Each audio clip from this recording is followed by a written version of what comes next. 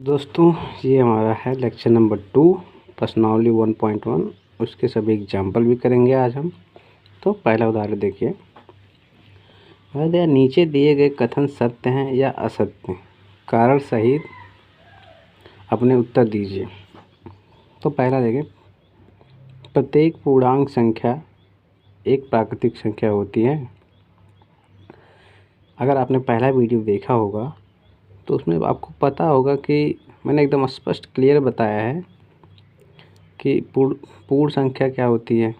पूर्ण संख्या 0 से लेकर अनंत तक की संख्या पूर्ण संख्या। प्राकृतिक संख्या क्या होती है? 1 से लेकर अनंत तक की संख्या। तो कह रहा है प्रत्येक पूर्ण संख्या, मतलब ये सभी संख्याएं, प्रत्येक मतलब उसमें 0 भी है। प्रत्येक संख्या प्राकृतिक संख्या है, मतलब 0 प्राकृतिक संख्या में 0 है नहीं, है ना। इसीलिए प्रत्येक पूर्ण संख्या प्राकृतिक संख्या नहीं होगी। एक कथन होगा असत्य। क्लियर है? आगे बढ़ते हैं। प्रत्येक पूर्णांक एक परिमेय संख्या होता है। ऑब्वियस सी बात है, हमने आपको बताया था। प्रत्येक पूर्णांक जैसे -1, 0, +1, +2 ऐसे ऐसे प्लस इन्फिनिटी तक जाएंगे, और इधर -2, -3 ऐसे ऐसे माइनस इनफाइनाइट तक जाएंगे। इसमें सभी पूर्णांक उठा लेंगे, अगर उसका अपान 1 कर सकते हैं। 0/1, 0 भी एक परिमेय संख्या है, मैंने आपको बताया था। +1/1, 2/1, ये सभी परिमेय संख्या p/q के रूप की बन गई कि नहीं बन गई। और यहाँ देखिए q 0 के बराबर भी नहीं है हमारा, क्योंकि 0 के बराबर नहीं होना चाहिए परिमेय संख्या होने के लिए। तो प्रत्येक पूर्णांक संख्या परिमेय संख्या होती है। ये कथन सत्य है। प्रत्येक परिमेय संख्या एक पूर्णांक होती है, ये कथन असत्य है। देखिए 5/2, इसको हम 2.5 लिखते हैं कि नहीं लिखते? ये हमारा पूर्णांक है। पूर्णांक में कैसे नंबर आते हैं? पूर्णांक में हमारा +-1, +-2 ऐसे नंबर आते हैं, 0। तो इसमें 2.5 अगर कहीं आपको मिले, इसके बाद +-3 आएगा, इसके बीच में 2.5 कहीं मिला? नहीं मिला ना। इसलिए प्रत्येक परिमेय संख्या पूर्णांक नहीं होती है, ये असत्य है। क्लियर है? अब बढ़ते हैं अगले क्वेश्चन की ओर। तो हमारा अगला क्वेश्चन है, 1 और 2 के बीच 5 परिमेय संख्याएं याद कीजिए। उदाहरण है ये दूसरा, इसके बाद प्रश्नावली के क्वेश्चन करेंगे। तो आंसर में देखिए उत्तर ऐसे रहता है, बढ़िया। तो हमने बताया था अगर दो परिमेय संख्याएं हैं, दो संख्याएं हैं r और s, उनके बीच की अगर हमें परिमेय संख्याएं निकालनी है तो उन दोनों संख्याओं को जोड़ देते हैं। जैसे यहाँ r हो गया, यहाँ s हो गया, इन दोनों को जोड़ देंगे, उसका अपान 2 कर देंगे।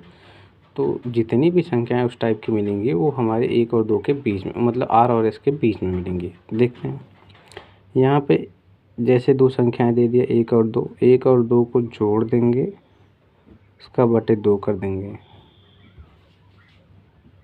ये हमारी 1 और 2 के बीच में मिलेगी। पहला क्लियर है? ये हमारी 1 और 2 के बीच की एक पहली संख्या है।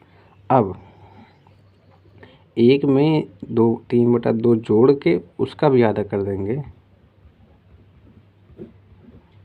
तो ये हमारी दूसरी संख्या, ये हमारी पहली संख्या है, ये हमारी दूसरी संख्या मिलेगी जो इसके बीच में होगी। तो ये हमारा हो जाएगा, इसका एलसीएम ले लेते हैं, 2 + 3/2/2। अब आगे बढ़ते हैं। ये हो जाएगा 3 2 5/4, ये हमारी दूसरी संख्या हो गई। अब इसको हम 2 में ऐड कर देते हैं, 5/4 - 2 का बटे 2, ये हो जाएगा 4 दूना 8, 5 13, ये ऊपर जाएगा 8 हो जाएगा। ये हो गया तीसरी संख्या। अब इन दोनों को ऐड कर देंगे, 5/4 धन 13/8 का बटे 2 ये हो जाएगा इसका एलसीएम ले लेंगे तो 5 दूना 10, 10 और 13 23, 23/8 23/16 हो जाएगा। ये हमारी चौथी संख्या हो जाएगी। जब इसको इसमें ऐड कर देंगे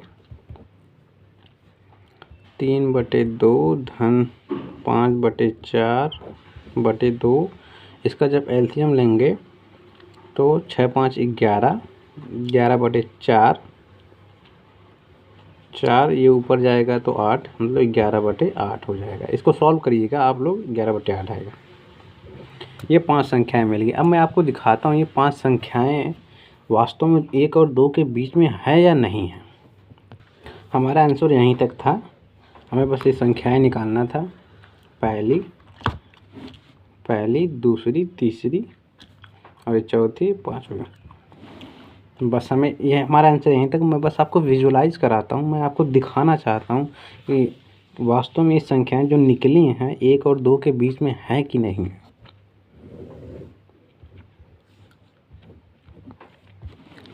ये हमारी क्या रियल लाइन, यहाँ अगर मान लेते हैं यहाँ 0 है तो यहाँ +1 +2 +3 +4 और यहाँ -1 -2 ऐसे होंगी।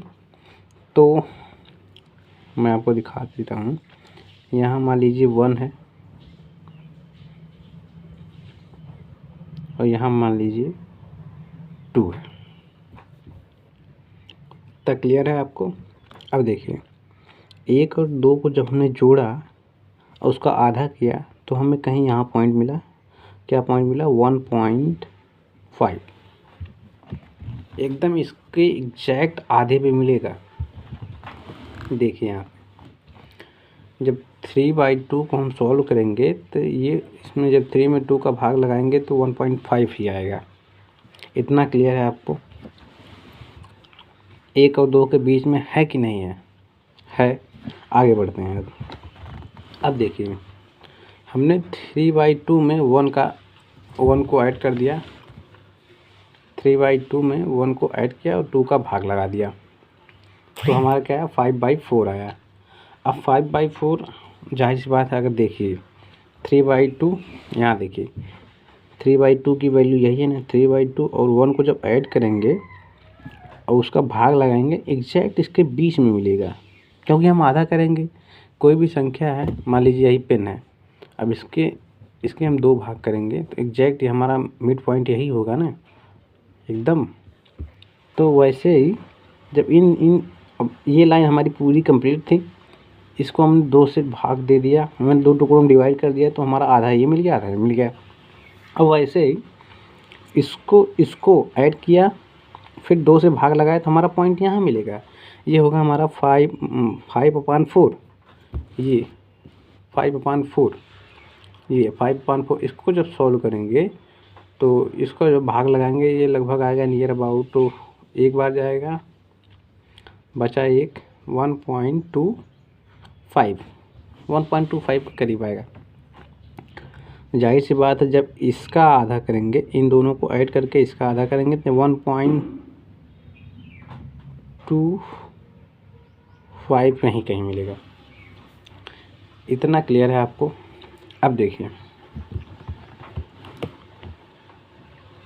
जो 5/4 और +2 मतलब 5/4 ये वाला टर्म, ये 5/4 की वैल्यू यही ना, इसको जब हम 2 में ऐड करेंगे तो इन दोनों का आधा, मतलब ये लाइन का आधा, तो हमारा कहीं यहाँ मिलेगा। यहाँ कहने का मतलब 13/5 13/8 की वैल्यू जो है हमें यहाँ मिलेगी। इतना क्लियर है आपको? अब देखिए 5/4 और 13/8, 5/4 और 13/8 मतलब इसको और इसको ऐड करेंगे, इसको 5/4 और 13/8 को ऐड करेंगे। 5/4 की वैल्यू ये थी, 13/8 की वैल्यू ये है, तो इन दोनों का मिड पॉइंट कहीं यहाँ हुआ, यहाँ। तो इतना तो क्लियर हो गया होगा ये आपको जितनी भी संख्या अब ऐसे आपस में कितनी भी संख्या इसको ऐड करेंगे तो इसके बीच में मिलेगी, मतलब 23/16। 23/16 किन किन की संख्याओं को जोड़ना, इसको जोड़ने के बाद मतलब ये 23/16 की वैल्यू है 23/16। अब 3/2 5/4, मतलब 3/2 ये था, 5/4 इसको ऐड करेंगे यहाँ मिलेगा, मतलब मिलेगा 1 और 2 के बीच में। मैं बस आपको इतना दिखा रहा था कि 1 और 2 के बीच में ये सभी संख्याएं आएंगी। मुझे लगता है ये क्वेश्चन आपको एकदम क्लियर हो गया होगा। अब आगे बढ़ते हैं, प्रश्नावली के क्वेश्चन अब करते हैं। तो देखिए हमारा प्रश्नावली का पहला क्वेश्चन है, क्या शून्य एक परिमेय संख्या है? क्या इसे आप P/Q के रूप में लिख सकते हैं? नहीं, जहाँ P और Q पूर्णांक है और Q 0 नहीं है। तो चलिए देखते हैं।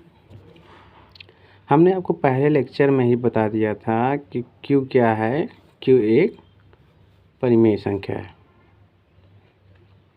तो उत्तर है हाँ, 0 एक परिमेय संख्या है।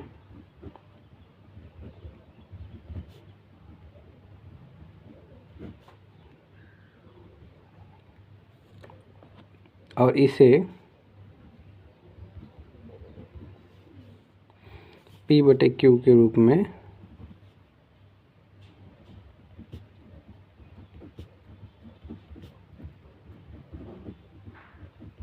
लिखा जा सकता है। इतना क्लियर है आपको? जहाँ Q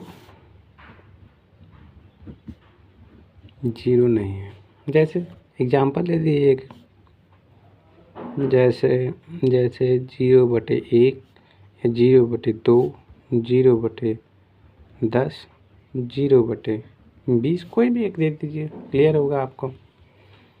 मतलब 0 एक परिमेय संख्या क्योंकि हम इसे P/Q के रूप में लिख देते हैं। क्लियर है? अगला क्वेश्चन देखते हैं।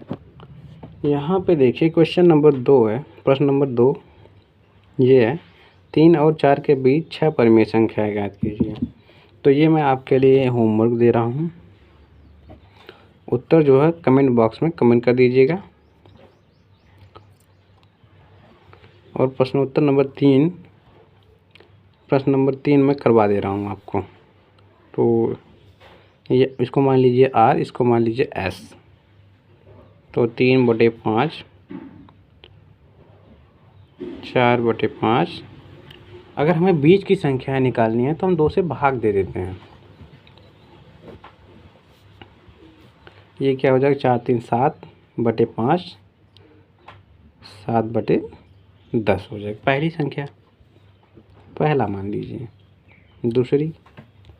दूसरी जो होगी 3/5 को 7/10 में ऐड कर देंगे, 2 से भाग दे देंगे, इसको इसमें, फिर एक बार इसको इसमें, जो आएगा दोनों संख्याओं को फिर आपस में ऐड करते चले जाएंगे, जैसे मैं आपको दिखा रहा हूँ।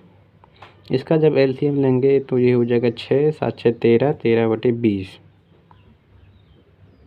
13 दूसरी संख्या होगी। अब आप चाहे तो इन दोनों संख्याओं को ऐड करें, तीसरी संख्या निकल के आए इसको इसमें ऐड करें, जो चौथी निकल के आएगी उसको इसमें ऐड करिए, ऐसे ऐसे करते चले जाइए, वही संख्या निकल जाएंगी। अब मैं चाहूँ तो अब देखिए इसको इसमें ऐड कर सकता हूँ, 7/10 13/20/2। इसमें 2 का मल्टीप्लाई कर देंगे ऊपर नीचे अंश और हर में, तो ये हर समान हो जाएगा, 20 हो जाएगा, 7 दूनी 14, 14 और 13 दूनी 26, 1 27, 27/20। नीचे से ये ऊपर जाएगा, 20 दूना 40, मतलब 27/40। तीसरी संख्या निकल के आ गई। क्लियर है ना आपको? अब इसको आपस में ऐड कर दीजिए, 13/20 धन 27/40 का बटे 2। अब देखिए इसमें फिर मैं 2 से मल्टीप्लाई कर दूँ, अगर 13 दूना 26, 26 दूना 52, 52 एक 53 हो जाएगा, 53/40। ये 2 ऊपर जाएगा, डिनोमिनेटर में मल्टीप्लाई हो जाएगा, तो 26 दूना 52 एक 53, 53/80। क्लियर है? ये हमारी चौथी संख्या निकल के आ गई।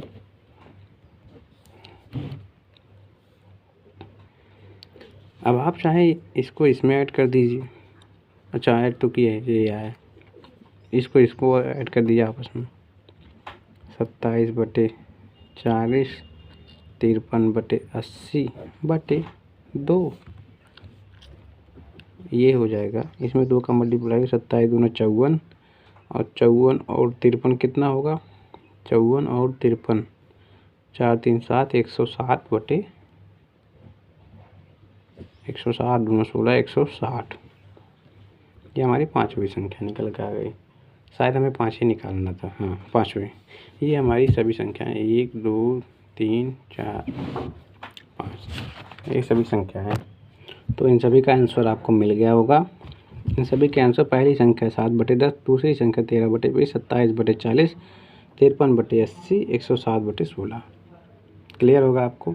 अब मैं अगला क्वेश्चन करवाता हूँ आप। अब देखते हैं अगले क्वेश्चन की ओर बढ़ते हैं। तो प्रश्न नंबर 4 है, नीचे दिए गए कथन सत्य या असत्य है, कारण के छात्र में उत्तर दीजिए। तो दिया है प्रत्येक प्राकृतिक संख्या एक पूर्ण संख्या होती है। प्रत्येक प्राकृतिक संख्या एक पूर्ण संख्या होती है। तो प्राकृतिक संख्या कहाँ से कहाँ तक होती है हमारी? प्राकृतिक संख्या 1 से लेके 2 3 ऐसे अनंत तक की संख्याएं प्राकृतिक संख्या होती है। और पूर्ण संख्या 0 से लेकर होती हैं। तो क्या प्रत्येक प्राकृतिक संख्या पूर्ण संख्या होती है? 0 1 2 3 अनंत तक। देखिए, क्या ये प्राकृतिक संख्या पूर्ण संख्या मिल रही है? तो हम प्रत्येक प्राकृतिक संख्या को हम पूर्ण संख्या भी कह सकते हैं। तो ये कथन कैसा हो जाएगा? सत्य है, क्योंकि हमारी प्रत्येक प्राकृतिक संख्या पूर्ण संख्या में मिल जाएंगी। तो हम कह सकते हैं प्रत्येक प्राकृतिक संख्या हमारी पूर्ण संख्या होती है। क्लियर है? आगे बढ़ते हैं। प्रत्येक पूर्णांक एक पूर्ण संख्या होती है। और पूर्णांक और पूर्ण संख्या क्या? पूर्ण संख्या हमारी ये है। पूर्णांक माइनस में भी होता है, -1 -2 -3, 0 +1 +2 ऐसे होता है। तो क्या पूर्ण संख्या में हमारे ये माइनस वाला आएगा? नहीं आएगा। जब नहीं आएगा तो प्रत्येक पूर्णांक एक पूर्ण संख्या होती है, ये कथन क्या हो जाएगा? असत्य हो जाएगा। आगे बढ़ते हैं। प्रत्येक परिमेय संख्या एक पूर्ण संख्या होती है। परिमेय संख्या कैसी होती है? P/Q रूप की। मान लीजिए 7/3 ले लिया हमने, ये कैसी है? परिमेय संख्या है। अब कह रहा है एक पूर्ण संख्या 0 से लेकर 1 to इन्फिनिटी तक होती है, ये पूर्ण संख्या। अब इसको जब सॉल्व करेंगे तो कैसा आएगा? 2 पॉइंट समथिंग, 2 पॉइंट भाग देंगे 7 में, 3 से 3 दूना 6, 1 पॉइंट लगाया, 0 बढ़ाया, 3 तरीका ना है, 2.3333 ऐसे आएगा। तो क्या 33 इसमें मिला? 2.33 इसमें है? नहीं है। तो प्रत्येक परिमेय संख्या जो होगी पूर्ण संख्या नहीं होगी।